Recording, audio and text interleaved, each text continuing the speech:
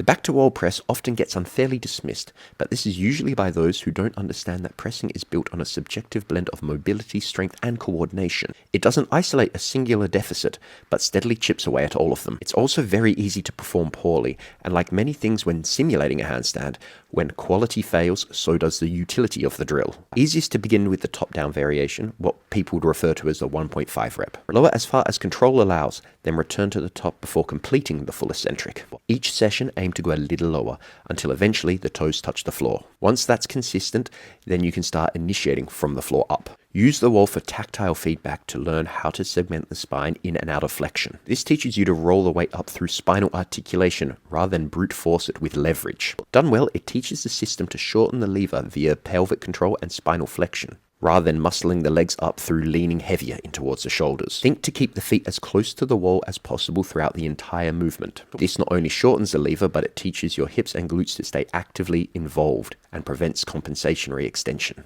As you press away from the wall, the initiation must come from the shoulders, and the entire body move as one unit. If you're using the back of the head or using extension through the midsection, you rob the movement of the strength transfer and learning to simulate the action of pushing your shoulders under your hips after the float. This drill can be very heavy on the wrists, but because there is no balance required from this drill, an angled board or the hands turned out can significantly reduce the strain. It's not the flashiest or the most straightforward of all the drills, but it connects the dots like few other drills do. More demanding and more direct for the shoulder strength adaptation than the back-to-wall version, but it places less emphasis on learning how the spine and hips articulate in the press itself. This variation is best approached with the same 1.5 format. Lower as far as control allows, return to the top, and then complete a full eccentric to the floor. You should have your hands as close to the wall as possible while still being able to get your feet below the hips. Begin by bringing your feet as close to the floor as possible by using your active middle split and compression. Make sure to stay actively elevated in the scap while pressing the shoulders towards the wall. This resulting counterforce helps teach the system how to generate the opposing tension needed to deepen the compression through the coordinated leverage. Once the feet can't get any possibly lower, begin to shift the shoulder weight slightly forwards, but without losing elevation or overhead intent.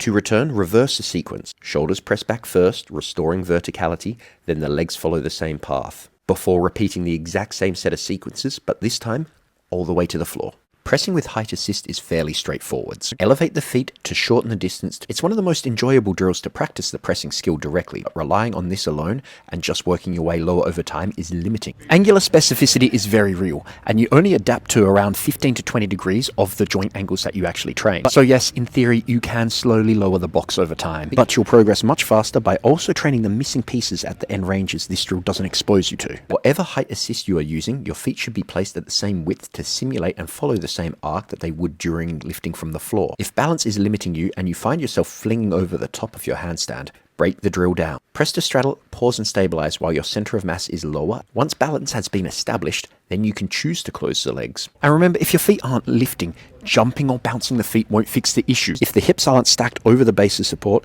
the feet won't come up. No matter how much effort you throw at it, you need to reorganize by using the shoulders to draw the hips further over until they're in a position where the feet are no longer required to be on the box. This drill can be done either butt to wall or with band assist, and it pairs best with partial press work to address the angular gaps that are left behind during that drill. People that can't press or don't actually understand how to teach it love their press walks, probably because they feel productive without actually being difficult. But if you've ever even read a paragraph on how strength adaptations occur, you'll know that if you can do any sort of movement for over 30 reps without really straining or breaking a sweat, that it's not effective for building strength. So these variations that actually load your system and provoke adaptation should and will be harder. Start with the wall variation and work towards the band. And if you're able to do this without any sort of assistance, your press is dangerously close. Set up as close to the wall as your hip mobility allows while staying in elevation. Use the wall's friction to hold the position and then use the glutes to pull the legs apart to cause the float. Aim for short, controlled floats, not frantic hops. With the band, the cue reverses.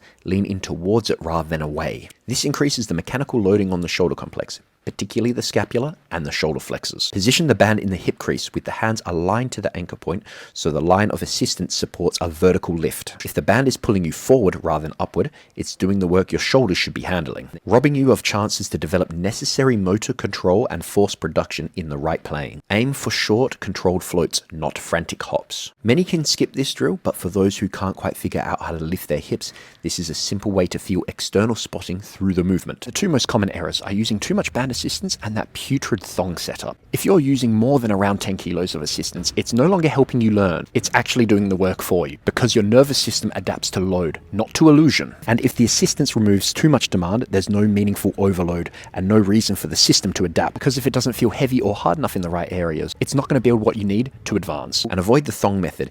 If the band pulls through the legs, it rolls the spine for you and supports the center of mass far too much. You won't be developing spatial awareness, leverage, or force production needed to be able to perform the actual press. Keep the band sat in the hip crease with the hands aligned to the anchor point. Allow just enough assistance to let the feet float as you lean the hips and shoulders forwards, and then focus on maintaining vertical alignment of the hips as you learn to push the shoulder weight back underneath them. Perform the eccentric back to the floor and stay in the straddle to keep the band securely fixed in the hip crease.